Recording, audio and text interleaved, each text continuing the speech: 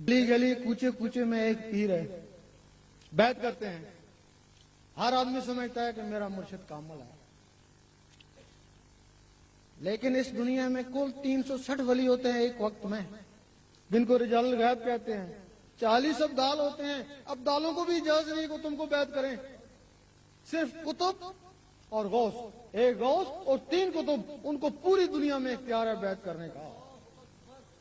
اب بتاؤ، جو سجادہ نشین ہیں وہ بھی بیعت کر رہے ہیں، جو گدی نشین ہیں وہ بھی بیعت کر رہے ہیں. بیعت تو صرف ولی کی ہوتی ہے، نہ سجادہ نشین ولی ہوتا ہے نہ گدی نشین ولی ہوتا ہے. ولی تو جس کو رب چاہے. بیعت کا مقصد ہے بک جانا. اب تم بک گئے، اب تمہارا مرشد کدھر جائے گا؟ اگر وہ دوزخ میں جائے گا تم بھی اس کے ساتھ ہی ہو، تم اس کا مال ہو. اگر وہ بہشت میں گیا، اگر تم نے کچھ بھی عمل نہیں کیا تب بھی تم اس کے مال ہو، تم بھی اس کے پیچھے ہی جاؤ گے.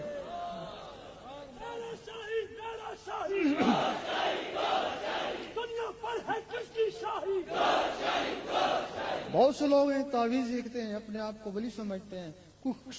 سچا خواب آ جاتا ہے، اپنے آپ کو ولی سمجھنا شروع ہو جاتے ہیں.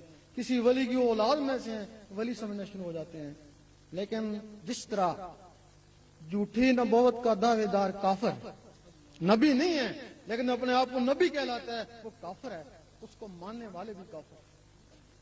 اسی طرح جو شخص ولی نہیں ہے اپنے آپ کو ولی کہلاتا ہے، کافر نہیں ہے لیکن کفر کے نزدیک پہنچ جاتا ہے، اور اس کو ماننے والے بھی کامبخت اور بے نصیب. کیونکہ وہ ہزاروں ان مخلوقوں کا قاتل ہے جو ان کے سینوں میں ہے. وہ ان کو قاتل ہے، کہتا میں ولی ہوں. لوگ اس کو ولی سمجھتے ہیں، تکیے رکھے بیٹھے ہیں، ان کی مخلوقیں ختم ہوتی جا رہی ہیں، وہ ان سب کا قاتل. قیامت کے دن اس کی جان چھڑانا ہی مشکل ہو جائے گی. اب بہت سے لوگ کہتے ہیں جب بیعت کے لیے جاتے ہیں، ہم کچھ نہیں ہیں، ہم نے تمہیں دربار والے کے حوالے کر دیا ہے. اپنی جان چھڑاتے ہیں. اگر ہم نے دربار والوں سے فیض حاصل کرنا ہے تو ہمارے لیے آقا کا دربار ہی کافی ہے.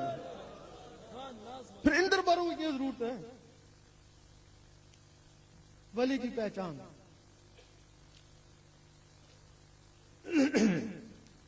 لوگ کہتے ہیں کہ وہ بھی نماز پڑھتا ہے، وہ بھی نماز پڑھتا ہے، اس کی بھی داڑھی ہے، اس کی بھی داڑھی ہے. ولی وہ ہوتا ہے اگر تمہاری صدر سے دوستی ہے، یا تو ٹیلی فون پہ بات چیت ہو نا، یا اس کو دیکھا ہوا ہو، ملاقات ہو. نہ ٹیلی فون میں بات چیت نہ دیکھو، وہ کہتے میں دوست ہوں اس کا. ولی کے لیے شرط ہے یا اس کو دیکھا ہوا ہو، اگر دیکھا نہیں تو ہم کلام ضرور ہو، وہ ولی ہے. اگر نہ دیکھا ہوا ہے نہ ہم کلام ہے، کہتا میں ولی ہوں، اس سے بڑا مجرم کوئی بھی نہیں ہے. جب اللہ تعالیٰ کسی پہ مہربان ہو جاتا ہے، کوئی بھی ہو، عصب نوسب نہیں چلتا ہے، عابد زید نہیں چلتا ہے، بھلے ڈاکو ہی ہو، بس جس بھی مہربان ہو جائے. جب مہربان ہو جاتا ہے تو اس کے اوپر اپنی وہ تجلی ڈالتا ہے جو موسیٰ علیہ السلام کے اوپر ڈالی تھی.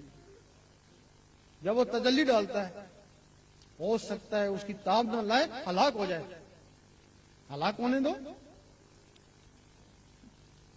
اس کو پھر بولتے ہیں کہ شکستہ دل اور شکستہ قبر پر اللہ کی رحمت پڑتی ہے، اس کی قبر سے فیض جاری ہو جاتا ہے. ہو سکتا ہے دوسرے شخص تجلی پڑے، ہلاک نہ ہو، شیشہ عقل ٹوٹ جائے، اس کو مجذوب بولتے ہیں. جب مجذوب بولتے ہیں تو پھر وہ لوگوں کو پتھر مارتا ہے، پتھروں سے فیض جاری ہو جاتا ہے. اور تیسرا ہو سکتا ہے وہ شیشہ عقل بھی نہ ٹوٹے، ہوش میں رہے، اس کو محبوب بولتے ہیں، اس کی باتوں سے فیض شروع ہو جاتا ہے. اور یہ شرط ہے کہ جس کو اللہ تعالیٰ ایک دفعہ تجلی ڈال دیتا ہے اس کو روزانہ 360 سے 500 مرتبہ دیکھتا ہے. ایک دفعہ دیکھتا ہے، اس کے ساتھ کبیرہ گناہ جلتے ہیں. اب اس کے گناہ کیا ہوتے ہیں؟ اس کے پاس بیٹھنے والوں کے گناہ جلنا شروع ہو جاتے ہیں. تب مولانا رومی نے کہا ہے کہ ولی کی ایک لمحہ کی صحبت 1000 سال کی عبادت سے بہتر ہے. ہو سکتا ہے وہ 1000 سال میں وہ گناہ نہ جلے جو اس کے پاس بیٹھنے سے نظر رحمت سے جل جائے.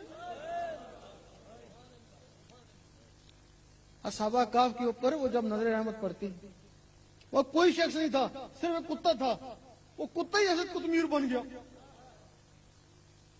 हजूर पाक के ऊपर हर वक्त नजर रहमत रहती, हर वक्त। यही वजह है कि आपकी महफिल में बैठने वाले बगैर वजीफों बगैर चलों के वलियों से भी आला मकाम हासिल करके चले गए। वली तो ये होता है।